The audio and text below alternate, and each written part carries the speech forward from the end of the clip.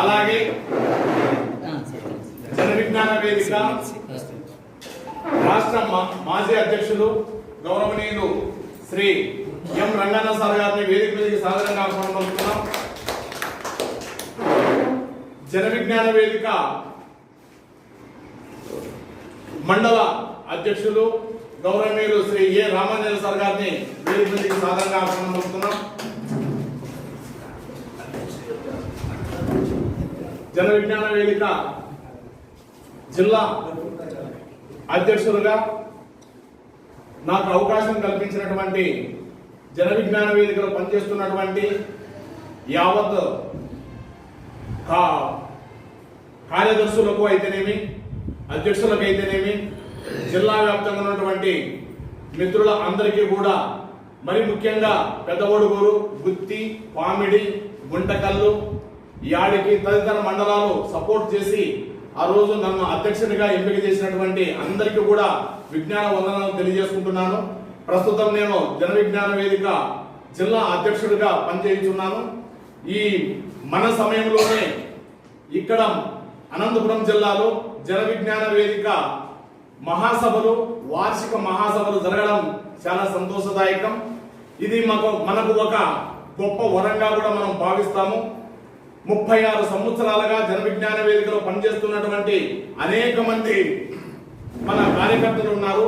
అందులో ప్రధానంగా గురుశంకర్ గారు, కాశీనాథ్ గారు, అలాగే రంగనాథ్ గారు, మన కళాకారులు రామదాస్ గారు, మల్లికార్జున గారు, అలాగే బాబు గారు, రామాంజనేయ సార్ గారు, మన గుత్తి మండల కోశాధికారి గారు అయినటువంటి సీతానంద గారు, భాస్కర్ గారు, గుత్తికోట సంరక్షణ సమితిని ఏర్పాటు చేసి మన జన విజ్ఞాన వేదిక గుత్తిలో 2 రోజుల శిక్షణా కార్యక్రమాన్ని ఏర్పాటు చేస్తే ఆ 2 రోజుల్లో కూడా మనకు టిఫిన్ సౌకర్యాన్ని కల్పించినటువంటి మా ప్రియతమ నేత అయినటువంటి భాస్కర్ గారు ఈ మధ్య కాలంలోనే జన విజ్ఞాన వేదిక చేస్తున్నటువంటి ఈ మహాసభలకు కూడా తన వంతుగా 10,000 రూపాయలు ఇచ్చారు.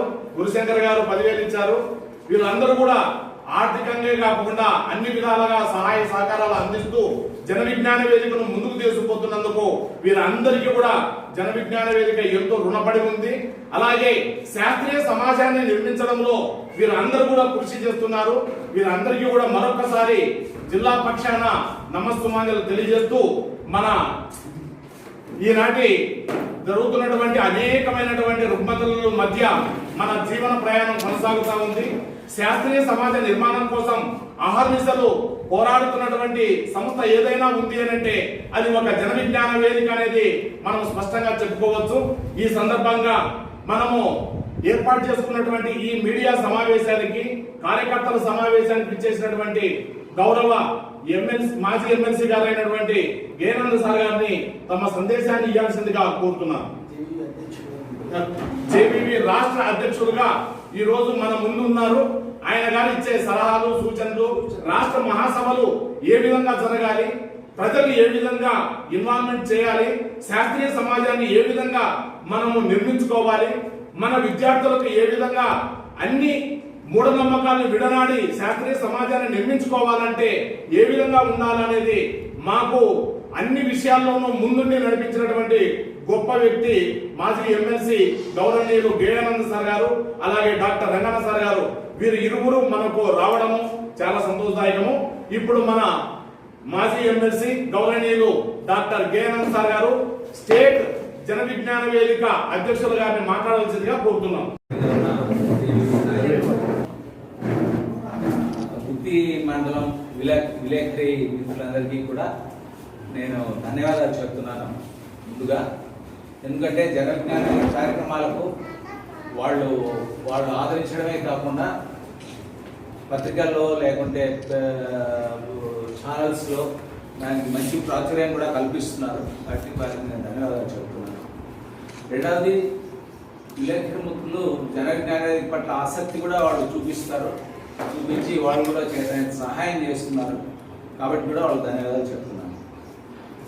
అయితే గుత్తి మీకు తెలుసు, జన విజ్ఞాన వేదిక ఏర్పడినప్పటి నుంచి కూడా ఒక ముఖ్యమైన జన విజ్ఞాన కేంద్రంగా ఉంది. జిల్లాలోనే ముఖ్యమైన జన విజ్ఞాన కేంద్రంగా ఉంది. అందుకే మనకు డాక్టర్ రంగన్న ఆయన రాష్ట్ర అధ్యక్షులుగా కూడా ఎన్నికయ్యారు. ఇక్కడ వేదిక మీద ఉన్న వాళ్ళందరూ కూడా ఏ కార్యక్రమం ఉన్నా జనరల్ కార్యక్రమాలు ఏదో వచ్చినా కూడా వాళ్ళు శ్రద్ధగా వాళ్ళు నేను మండల అధ్యక్షుడిగా ఉండి వాళ్ళు ఆ బరువు బాధ్యతలు మోస్తున్నారు. ఇప్పుడు అనంతపురంలో ఒక పెద్ద కార్యక్రమం జన విజ్ఞాన వేదిక చేయబోతా ఉంది. అది మహాసభలు, రాష్ట్ర మహాసభలు జరుగుతున్నాయి, రాష్ట్ర వార్షిక మహాసభలు జరుగుతున్నాయి.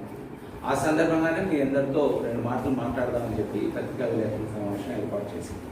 దానికి కరపత్రాలు ఉన్నాయి, తర్వాత రిలీజ్ చేస్తాము. అందులో ఒకటేసారి చేస్తారు సార్. నాయకుడైనటువంటి రామకృష్ణ గారిని వేదిక మీద